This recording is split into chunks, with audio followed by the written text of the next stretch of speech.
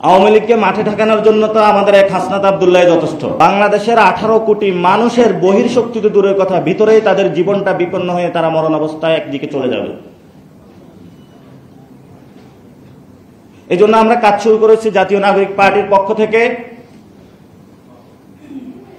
এখানে যারা নার্স রয়েছেন, জনস্বাস্থ্য যারা রয়েছেন, অর্থস্বাস্থ্য যারা রয়েছেন, সিনিয়র যারা সিটিজেন রয়েছেন, বিদগ্ধ যারা ডাক্তার রয়েছেন, আমরা তাদেরকে একসাথে নিয়ে এসেছি। আমরা বলেছি আপনাদের জাতীয় নাগরিক পার্টি চেনার দরকার নাই, আপনারা শুধু জনগণকে সেবা দিন, জনগণকে আপনাদের চিনলেই হবে।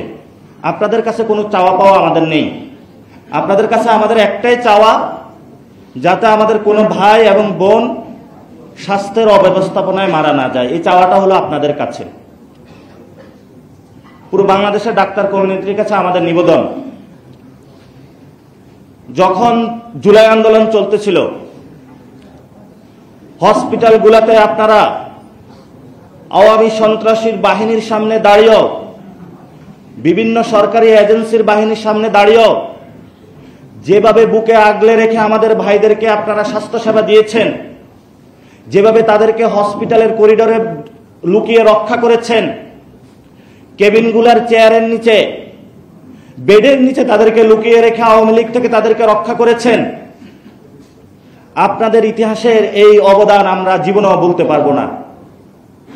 আমরা তখন দেখেছি যে একজন ডাক্তার কত মানবিক হতে পারে। অনেকে বলে ডাক্তার নাকি কসাই। যারা এই কথাটা বলে আমরা শুধু তাদেরকে বলবো, জুলাই আন্দোলনের সময় বাংলাদেশের ডাক্তার, নার্স, হসপিটালের আয়া থেকে শুরু করে তারা যেই ধরনের সহমর্মিতা, বিপ্লবের কর্মসূচি দিয়েছেন, বাংলাদেশে গত 50 বছরে এই ধরনের কোন সেক্টরে আমরা দেখি নাই। যখন ডাক্তাররা আমাদের ভাইদেরকে চিকিৎসা দিয়েছেন, তখন সচিবালয়ে বসে আমাদের যারা অ্যাডমিন ক্যাডার ভাইয়েরা গুলির নির্দেশ দিয়েছিলেন, পুলিশ প্রশাসনে বসে কন্ট্রোল রুমে গুলির নির্দেশ দিয়েছিলেন। আমরা বলবো যে এই স্বাস্থ্য খাতে যারা বিভিন্ন সেক্টর ভিত্তিক উপরস্থ যে পদগুলো রয়েছে, আপনারা এগুলা ডাক্তারদের কাছে বুঝিয়ে দিন। একজন ইংলিশ লিটারেচারে এসে একটা হসপিটালের কত টাকা ব্যয় করবে, আয় করবে, কি প্রোডাক্ট করবে, তার ডিরেকশন দিচ্ছে। বাংলাদেশের স্বাস্থ্য খাত কেমন হবে সেটা হলো বিভিন্ন যে কলা সাবজেক্টে পড়ে হলো এই সাবজেক্টে এসে সে জ্ঞান দিচ্ছে। যার যে স্কিল সেট, যার যে যোগ্যতা, তাকে যদি বুঝিয়ে না দেওয়া হয়, ওই বিভাগ, ওই মন্ত্রণালয়, ওই খাত জীবনেও কখনো সফলতার মুখ দেখে না। এজন্য আমরা সরকারকে জানাবো, আমাদের সাবেক আওয়ামী লীগ যে স্বাস্থ্যমন্ত্রী নিয়োগ দিয়েছিলেন, উনি তো মনে হয় ইংলিশ ডিপার্টমেন্টের ছিলেন, যতটুকু জানি নাকি। সো এই ধরনের ব্যবস্থা থেকে আমাদেরকে বেরিয়ে আসতে হবে। এখন আসি যে 8 দলের একটা আন্দোলন চলতেছে।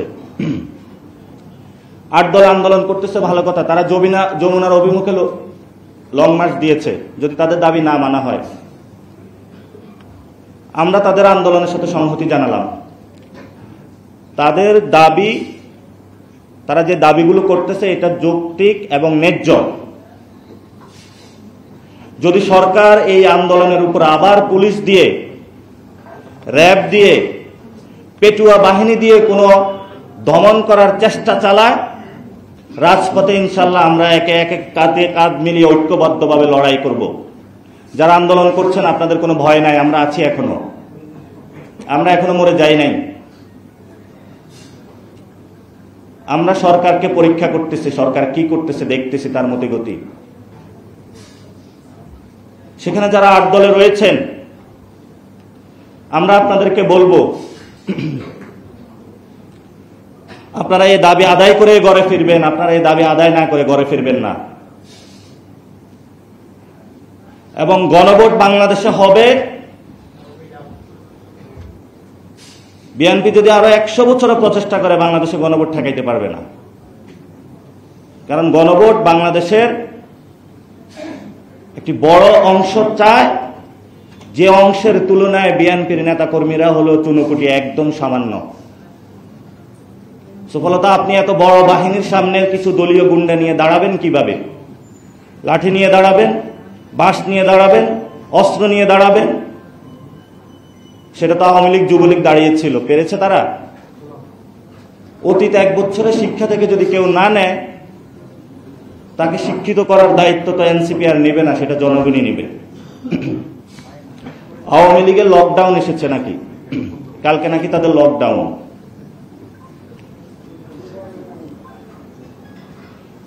কালকে সকল দল মাঠে থাকবে। আওয়ামী লীগকে মাঠে ঠেকানোর জন্য তো আমাদের এক হাসনাত আব্দুল্লাহ যথেষ্ট।